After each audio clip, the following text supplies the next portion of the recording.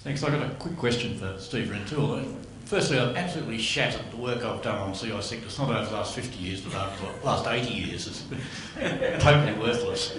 But your talk highlighted another change that's occurred, and that's the absolute explosion of scientific literature, mostly in open access journals. There are so many papers published now that you just can't keep up with anything other than a very small part of the field. And you said that sea ice thickness scaled with volume. I've totally missed any papers on measuring sea ice volume. Did you mean thickness scaled with extent? Yes. This is to help with the literature. It's every scientist now has an artificial intelligence system that processes knows what you already know and identifies the things you need to know. Send on the PDF. This is a comment as much as a question, and it relates not to the value of looking ahead 50 years, but to the accuracy, and I guess it's pretty obvious. But the one thing that we as a community and the rest of humankind has been really bad at is predicting both the pace of development of technology and its direction. For those of you old enough to remember the sci-fi movies of the 50s and 60s, it was all about flying cars, and so our computers didn't really get in there. And so this is surely going to apply to many of the comments that you've made, and coming in from the field of biology and genomics, if you were to have asked us in 1964 about the concept of genome or metagenome sequencing, the terms hadn't even been invented for another 20-something years. And we were only 10 years after understanding that DNA was actually a double helix. So jumping forward 50 years, I suspect we're in for a surprise or two, those of us that are alive. I don't think anyone up here would disagree. The assignment was 50 years ahead, so we tried to do the assignment. When I was thinking about it, I think I was struck both by how long a time 50 years can be in terms of trying to forecast, but also how short it can be. And there are some aspects in terms of, if you look at the models that are assessed in the IPCC reports for changes over the next several decades out to 50 years, for many properties, the changes are not dramatic. So I do agree that I think the biggest change in what we know and how we do it is going to be technology-driven rather than changes in the environment over that time.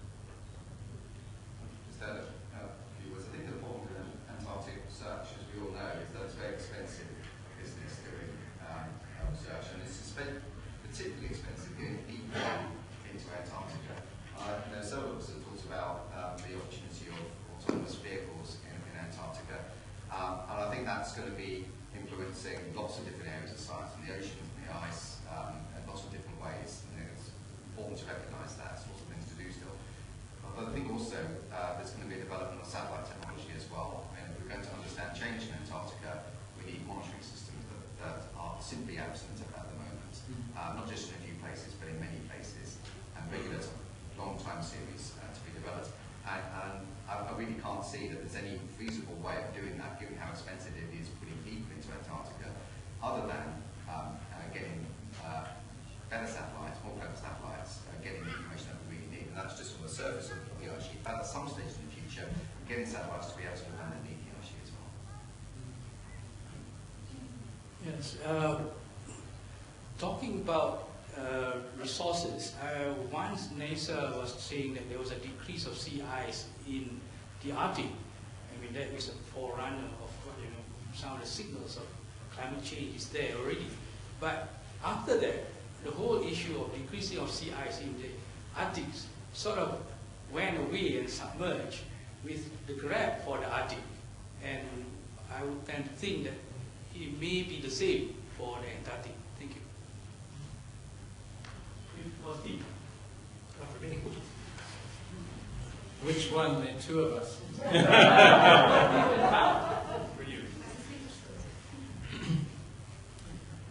Yes, I agree. I don't think it's gone away so much as the perspective we might have on which elements are important. So if you follow the scientific literature, I think that the question of the rates and change in thickness is still there.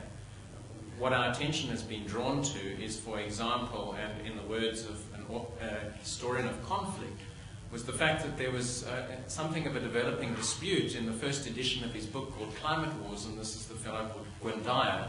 He raised a chapter on a pending conflict between Russia and Norway about access to the Arctic.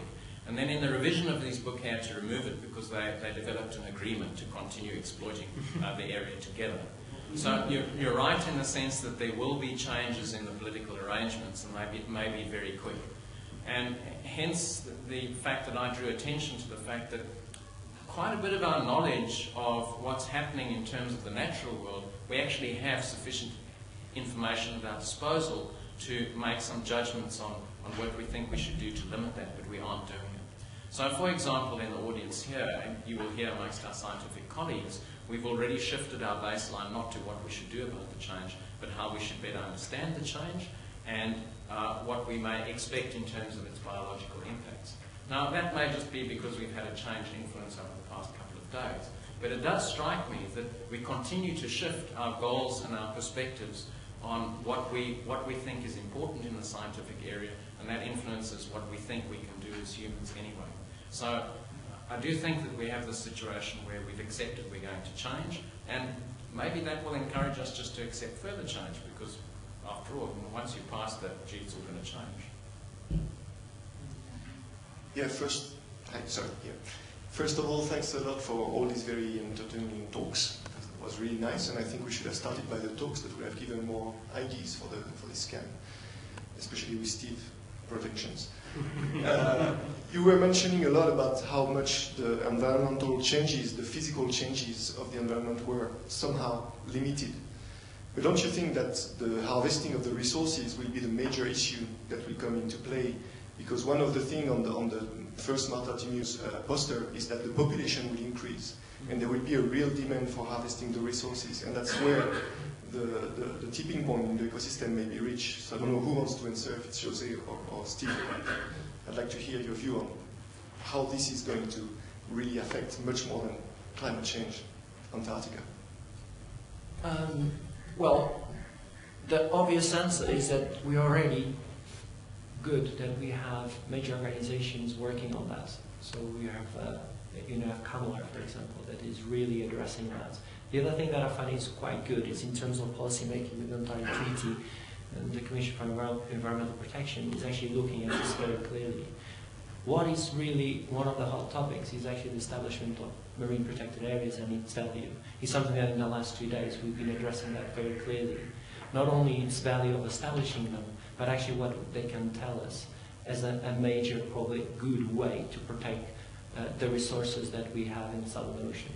But I think we have to be very clear, actually not only establishing them, but actually are they efficient? Do they make any sense? But not only for us, that more relation with conservation, but actually working with the people and the countries and those that are highly interested in exploiting, because exploiting those resources in a sustainable way. That pressure will definitely be high.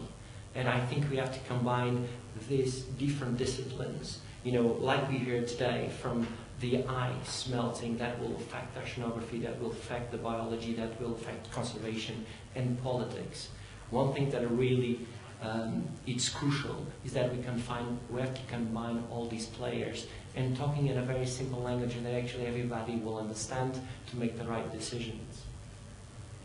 I'd just add that it's, I think it is plausible that, if not likely, that the biggest impacts will be human-driven ones, direct ones, not just through climate. And I guess personally, if there were still wild-caught fisheries in 50 years, I'd be surprised. The idea of a wild harvesting of protein on land seems bizarre to us now. We get our meal by hunting wild animals. So I suspect it might become that way in the ocean. Question for Neil Gilbert. Neil, thank you for a very good speech and discussion on the treaty system and where we might go in the next 50 years or so. In two very clear paths, which I guess most of us would favour the latter. You also mentioned that the real tipping point is going to be in the next 10 to 15 years, which will be in, I would suggest, all of this room's lifetime. So that means there's an audience that can do something about it. And I'd be interested in your views on what next for this room. Yes, thank you, Peter. I think for me it's a question of how we build resilience into the political system now by the decisions that we're taking in the very immediate future, and how reliable those decisions are, and how we can make sure that they are based on the best available scientific information. So when we look ahead to the potential risks around a race for fishing, for example, how well can we set CAMLR up now on the basis of the best available science to build resilience into the political system to push that inevitability off as far as we possibly can. So my point really was around the decision making that we're doing in the very near term, the ability of the science community to translate what it knows about Antarctica and about some of the risks and threats that you see to Antarctica in the future, how well that's communicated to the policymakers and how effective they are in using that information to make decisions that build that resilience in for the long term. That for me is the challenge.